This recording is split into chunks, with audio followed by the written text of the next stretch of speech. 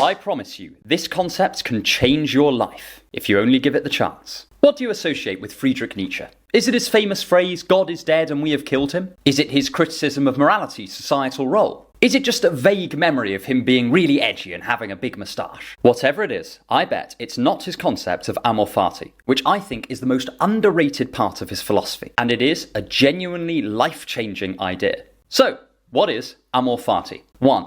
Loving life. Amor Fati translates to loving one's fate, and it's a development from a much earlier Stoic idea. The Stoics thought that whatever happened that was outside of our control, we should just learn to accept, rather than let it burn us up inside. This is what gives us images like the noble soldier who is unwavering in his courage, even as he's led to the executioner's block. But Nietzsche was unsatisfied with this mere acceptance. He wanted to go one step further. He wanted us to not just accept our fates, but actively love it. He wanted us to energetically take it in our arms, embrace it, hug it, kiss it, and be grateful for its existence. If you break your leg, Nietzsche says that you should still love life, love your fate, love the fact that your leg is broken. And this is not just a passive attitude, this is an active one. For Nietzsche, you must be genuinely and energetically grateful that the leg is broken, and may even jump, or in this case, hop, for joy about it. Nietzsche recommended this attitude because he had a very, very particular philosophy on life. He held that any experience, good or bad, pleasant or unpleasant, had the potential to lead to a richer experience of life itself. Unlike other philosophers such as Jeremy Bentham, who thought that life was good if it led to pleasure, Nietzsche valued the complexity or the fullness of life over it being merely pleasant. Whatever you think of this as a philosophy, it certainly allowed Nietzsche to do and argue things that a thinker like Bentham could not. It allowed him to say that life was worth living in any circumstance, and it allowed him to assign value to experiences that may initially seem to have no upsides at all. As Nietzsche puts it, "My formula for greatness in a human being is Amor Fati, that one wants nothing to be different, not forward,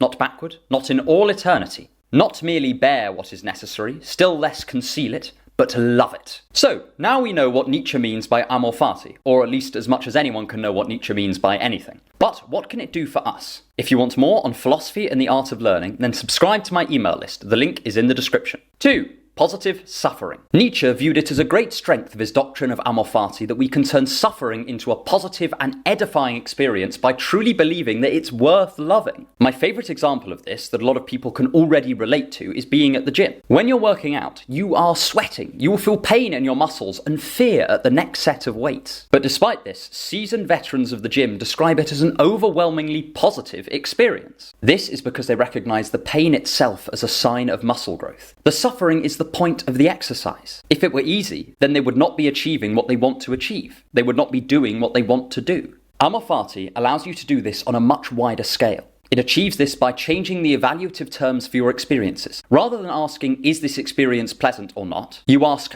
how can I love this experience? And then you do your best to find a way to do it. Nietzsche had to make great use of this principle in his own life. When he was bedridden for months due to illness, he said he turned this experience into a positive one by making his suffering the fire that fueled his thinking. I myself happen to suffer from a pretty painful chronic illness, and I turn to Nietzsche's idea of Amor Fati when things are truly awful, because without it, I would struggle to see the point in going on. And Nietzsche is not arguing this in a trite, everything happens for a reason sort of way. Amor Fati is not a fully rationally held belief. In fact, it's not really a view he argues for on the basis that life is actually worth loving. He instead frames it as a sort of philosophical therapy that will prevent you from going insane. Since we're stuck with life, we may as well love it. For Nietzsche, it is the only sensible thing to do, and we all suffer at various points in our life. There is not a single person on this earth who has never experienced sadness, or fear, or loss, or pain. In fact, if they'd not experienced any of those things, they would probably bear the suffering of boredom instead, and they'd be no better off. Nietzsche here is your philosophical psychotherapist, and Amor Fati is his prescribed medicine. Considering the alternatives, I suggest we swallow his pill.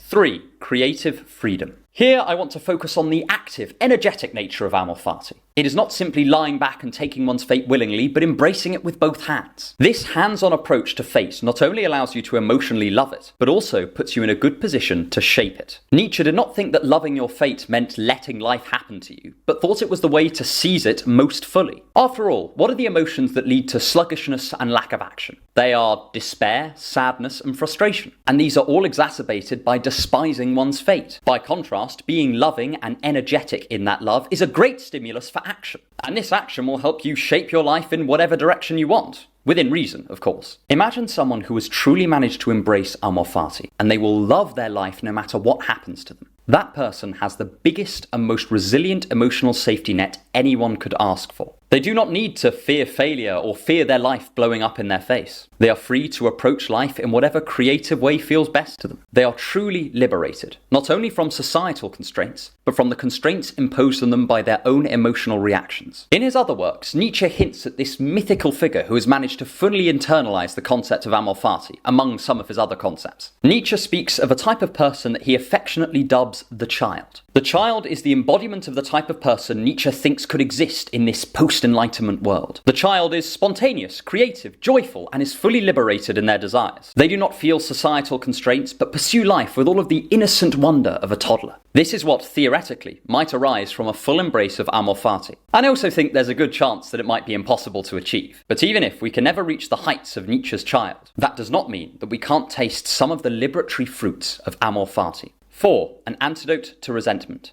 Think about how much of our lives are wasted in resentment. I personally know an elderly couple from my childhood who are just eaten up with resentment at one another. They keep score of one another's misdeeds, envy one another's successes, and do everything they can to bring one another down, all while professing to love one another. And for what? Neither of them actually gains anything by this arrangement, but they just cannot stand to see one another succeed. It isn't even that they particularly enjoy watching one another fail. It just prevents their misery from growing even deeper roots. Such is the life of someone consumed with resentment. But Nietzsche's Amor Fati is his antidote to such an awful existence. One non-obvious consequence of Amor Fati is that since other people's actions do form your fate, what with being outside of your direct control, you must also love what other people do. And this by default bars off resentment. Loving fate itself does sort of entail loving the fate of other people, which also entails being happy for someone when they succeed. This goes doubly for friends who you're already emotionally invested in. In affirming your life, you simultaneously affirm the lives of the people around you. Even if they would not consider their lives worth living, you do. I've long wondered whether there's an inverse to the German concept of Schadenfreude, the pleasure that is felt at another's pain. That is, I've wondered whether we can reliably feel pleasure at another's pleasure. Imagine the potential enjoyment on offer here. If you could feel pleasure whenever someone else was having a good time, you would have a whole world's worth of delights available to you at any moment. After all, just as there's always someone somewhere who is suffering, there's always someone somewhere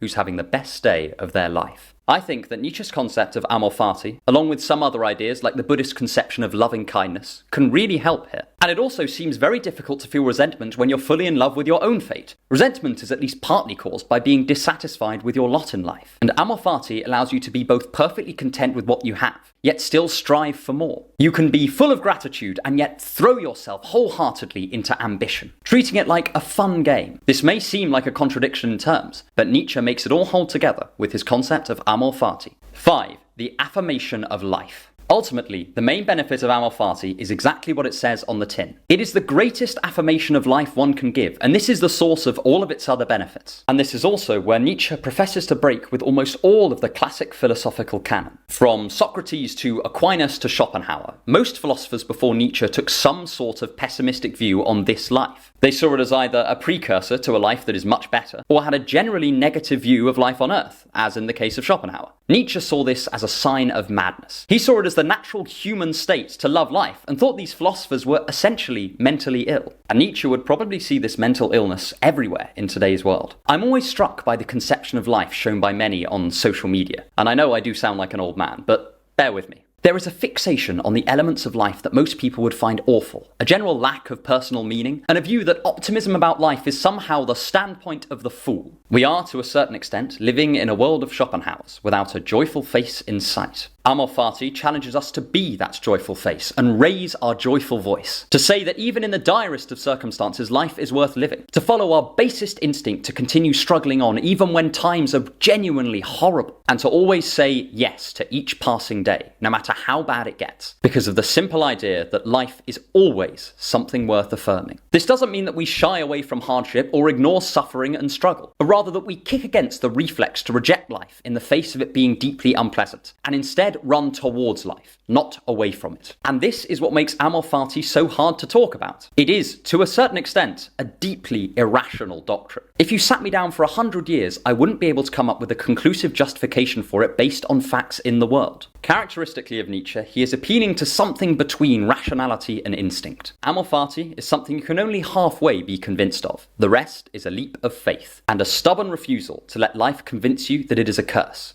rather than the ultimate blessing. Subscribe to both my channel and my email list for more on thinking to improve your life.